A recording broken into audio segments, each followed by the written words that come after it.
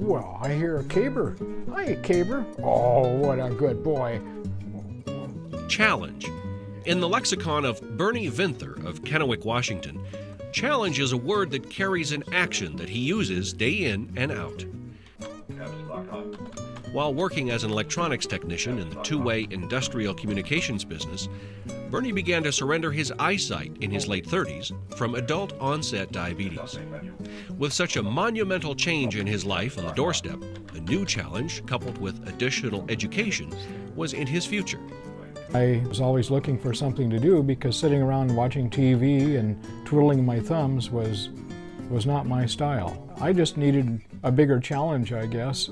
And I was mechanically inclined anyway, so I signed up, and with a lot of trouble I finally got in. I went through a machinist course, and couldn't find work because even though I get a good telephone interview and they like my resume, when you walk in with a white cane and a dog, the interview is over with. I don't like to not have something to do, especially something useful. There's your lunch snack. So here I am. Good boy. Trying to do something useful. Whoops. Something useful for Bernie turned into a small business opportunity. Accompanied by his companion, Caper, and only a few steps from his home, the smell of a working garage greets him daily as he uses his expertise in what one would think would be a foreign occupation for someone who is completely sight impaired.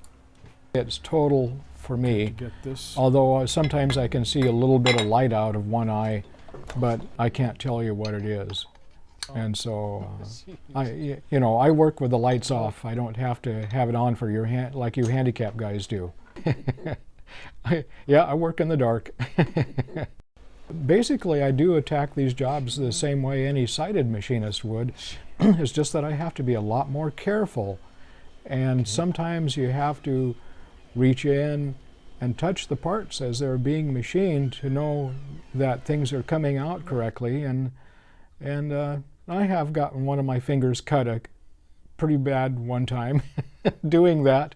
I have to approach machining problems sometimes differently than a sighted person would. Not only for safety, but just to get things measured correctly and set the machines up correctly and get the job done accurately. In the very early stages of going to college to learn this trade, I had to develop an audible measuring instrument that takes the place of a dial indicator. It makes me real competitive to have those accessories. Without those, accurate work would be would be impossible. Well, With occasional help from his wife Brenda, Bernie has managed to thrive in a business that he loves, a business that requires all of his resilience, motivation, and ingenuity.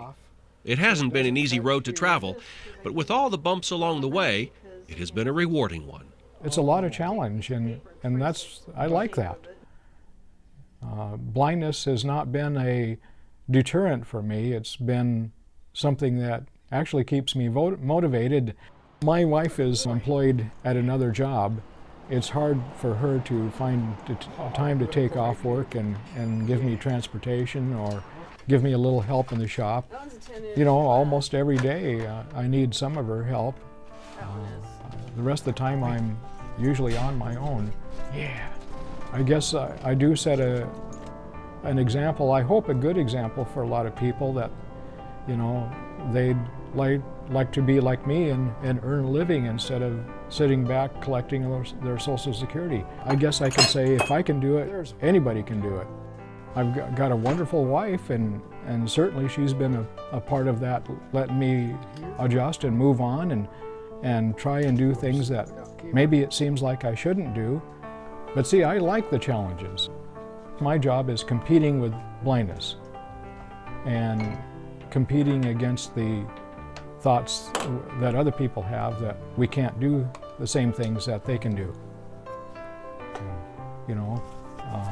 I could still drive a car or fly an airplane, but I wouldn't get very far. But I'd have fun trying. Something I've put to paper is a little bit like what John F. Kennedy said, who was very popular with me and a lot of people way back then. And he says, we do these things not because they are easy, but because they are hard. And that to me is a challenge that I have. I do these things not because they're easy, but because they're hard. Because easy things are boring. And who wants to be bored? Not me.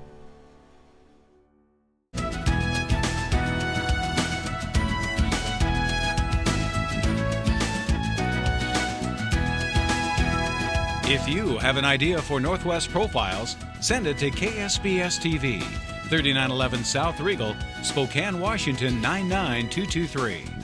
Northwest Profiles is a presentation of KSPS Public Television.